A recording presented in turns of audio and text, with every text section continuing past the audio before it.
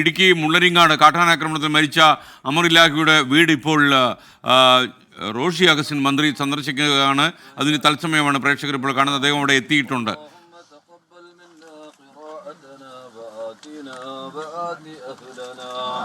وآت هذا الميت ثوابا جزيلا جميلا يا رب العالمين.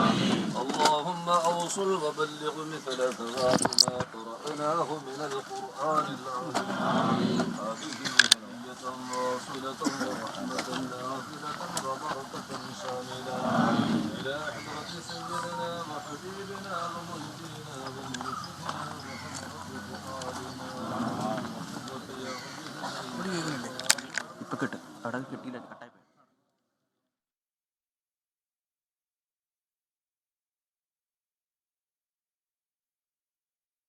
കാട്ടാനാക്രമണത്തിൽ മരിച്ച അമറിൻ്റെ വീട്ടിൽ മന്ത്രി റോഷി അഗസ്റ്റിൻ എത്തി.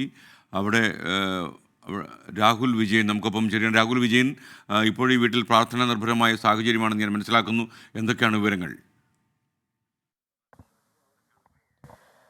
SK 8:30 ഈ കബറടക്കം പള്ളിയിൽ നടക്കുക. അതിന് മുന്നോടിയായിട്ടുള്ള പ്രാർത്ഥനാ ചടങ്ങുകളാണ് ഇപ്പോൾ അമറിൻ്റെ വീട്ടിൽ നടന്നുകൊണ്ടിരിക്കുന്നത്. അതിനിടയിലാണ് മന്ത്രി റോഷി അഗസ്റ്റിൻ വീട്ടിലേക്ക് എത്തിയിരിക്കുന്നത്. ഇന്നലെ മന്ത്രി റോഷി അഗസ്റ്റിൻ ഉൾപ്പെടെയുള്ള LDFിൻ്റെ ജനപ്രതിനിധികൾ ഈ സംഭവ സ്ഥലത്തേക്കും ആശുപത്രിയിലേക്ക് എത്താത്തതിലൊരു പ്രതിഷേധമുണ്ടായിരുന്നു.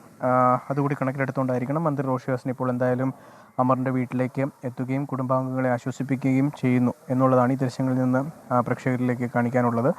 മാത്രമല്ല, അല്പസമയത്തിനകം DFO അടക്കമുള്ള ആളുകൾ ഇങ്ങോട്ടേക്ക് എത്തുകയും ഈ ധനസഹായത്തിൻ്റെ ഇന്നലെ പ്രഖ്യാപിച്ച 10 ലക്ഷത്തിൻ്റെ ആദ്യ ഗഡുവായിട്ടുള്ള തുക ഈ കുടുംബാംഗങ്ങൾക്ക് കൈമാറാനുള്ളൊരു സാധ്യത കൂടി ഉണ്ട് എന്നുള്ളതാണ് നമുക്ക് മനസ്സിലാക്കാൻ കഴിയുന്നത്. എന്തായാലും അതിനു മുമ്പ് ഈ സംസ്കാര ചടങ്ങുകളുമായി ബന്ധപ്പെട്ട എല്ലാ തരത്തിലുള്ള ക്രമീകരണങ്ങളും നടക്കാനുണ്ട്.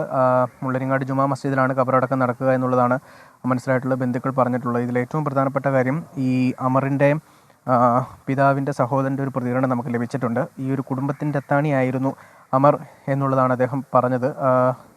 ഡിഗ്രി വിദ്യാഭ്യാസം കഴിഞ്ഞതിന് ശേഷം കേറ്ററിംഗ് ഉൾപ്പെടെയുള്ള ജോലികൾക്ക് പോയി കുടുംബം നോക്കുന്നതിന് വേണ്ടി കഷ്ടപ്പെട്ടിരുന്ന യുവാവാണ്. ഇന്നലെയും കേറ്ററിങ്ങിൻ്റെ ജോലിക്ക് വേണ്ടി ആളുകൾ വിളിച്ചിരുന്നു. പക്ഷേ ഇന്നലെ പോകാൻ കഴിഞ്ഞിരുന്നില്ല. അങ്ങനെ പോയിരുന്നുവെങ്കിൽ ഒരു പക്ഷേ ഈ കാട്ടാനാക്രമണത്തിൽ ഇങ്ങനൊരു ജീവൻ നഷ്ടപ്പെടില്ലായിരുന്നു എന്ന് വൈകാരികമായിട്ട് ബന്ധു പ്രതികരിക്കുന്നുണ്ട്. മാത്രമല്ല, ഈ പ്രദേശത്ത് ഇപ്പോഴും കാട്ടാനകൾ നിലയുറപ്പിച്ചിട്ടുണ്ട്.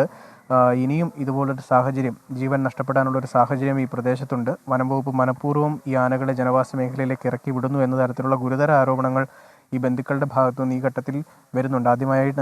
ആദ്യമായാണ് ഈ ബന്ധുക്കളുടെ ഒരു പ്രതികരണം വരുന്നത്. എന്തായാലും വലിയ തരത്തിലുള്ള പ്രതിഷേധം ഈ കാട്ടാനാക്രമണവുമായി ബന്ധപ്പെട്ടുണ്ട്. നിലവിൽ സംസ്കാര ചടങ്ങുകൾക്ക് മുന്നോടിയായിട്ടുള്ള പ്രാർത്ഥനാ ചടങ്ങുകൾ ഈ അമറിൻ്റെ വീട്ടിൽ നടക്കുകയാണ്. മന്ത്രി റോഷി അഗസ്റ്റിൻ ഇവിടെ എത്തിയിട്ടുണ്ട് എന്നുള്ളതാണ് മറ്റൊരു പ്രധാനപ്പെട്ട കാര്യം.